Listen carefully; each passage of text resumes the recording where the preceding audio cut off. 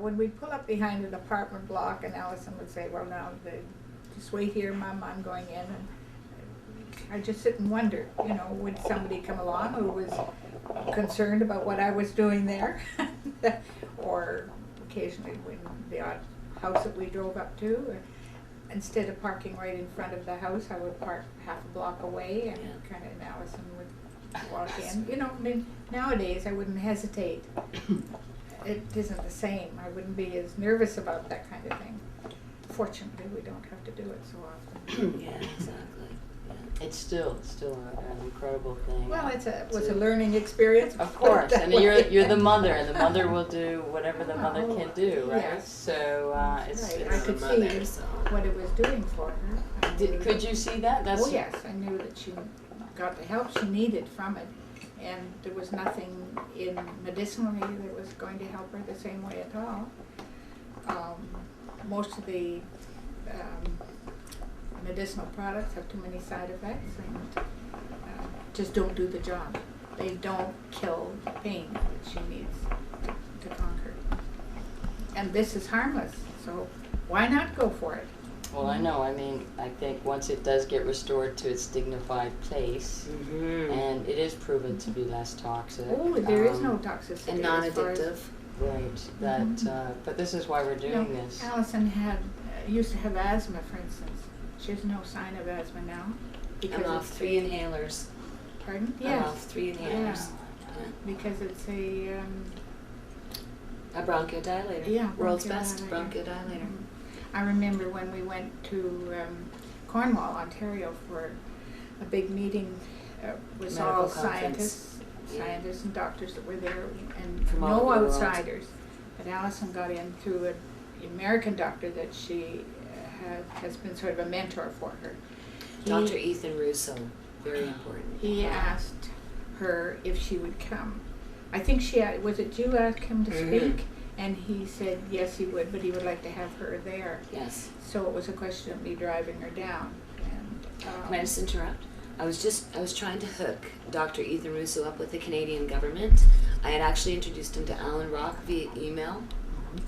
And we were trying to set up the fact that Dr. Ethan Russo had some of the first studies out there on migraine pain, which was similar to the pain in my face.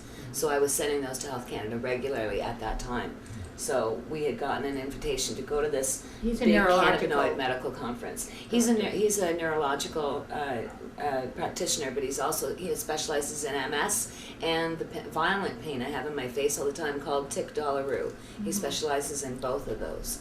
So it was very important when we contacted Ethan Russo that we kept up that contact. He was a really big contact for myself as soon as I met him, and that was through Gary, my partner. when we went down to this conference in Cornwall, we met some very interesting and very influential doctors and scientists. Ethan took us and introduced me.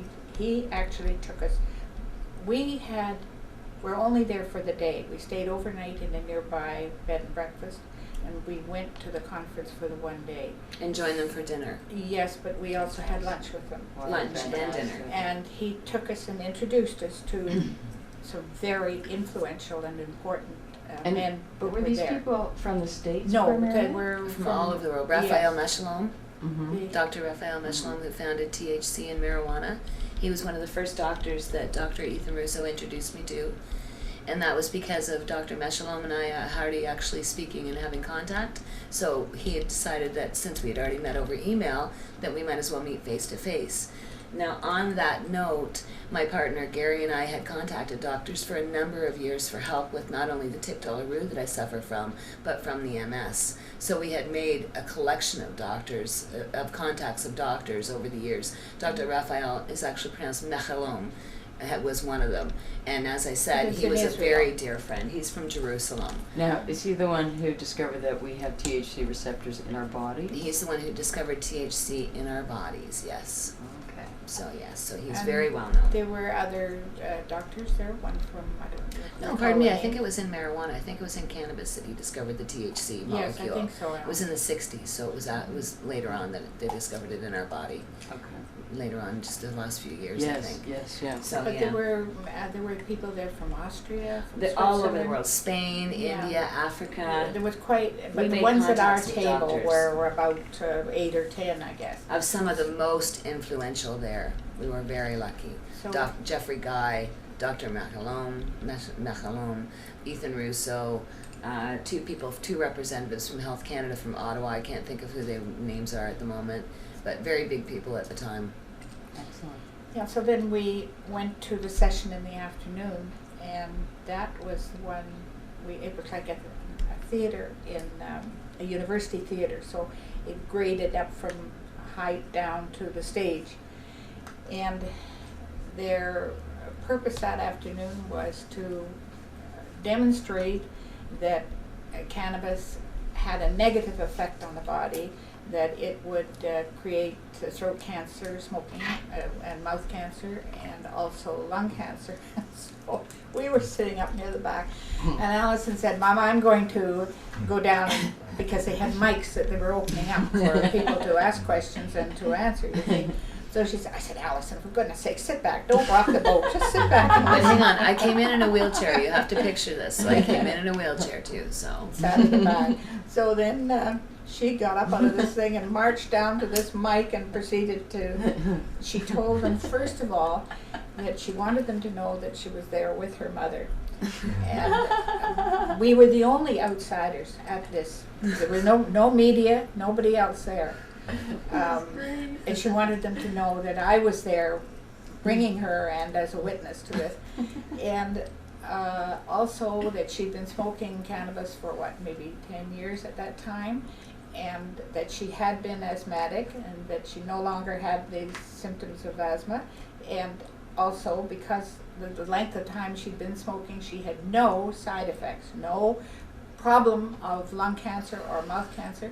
She sees a doctor regularly every week. She visits her doctor, who follows this and keeps track of everything Yes, that's they going do. on. She also has a specialist in Hamilton who that runs the monitors. Master MS clinic at the hospital. He's one of the biggest physicians or neurologists in the area again. Sorry, He Mom. monitors her as well. So then that was really the end of her little bit. There was kind of a dead silence after that. And then we broke. I made the comment that I wanted my mother to know that I was not going to die from this. Yes. And that I wanted them to prove it to her that day. Yeah.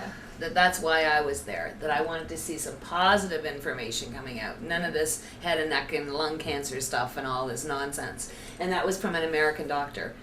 So that really took him right off guard. And you wouldn't believe how many people came up to us afterward and Yeah. throughout the rest of the day and the afternoon to say things and just...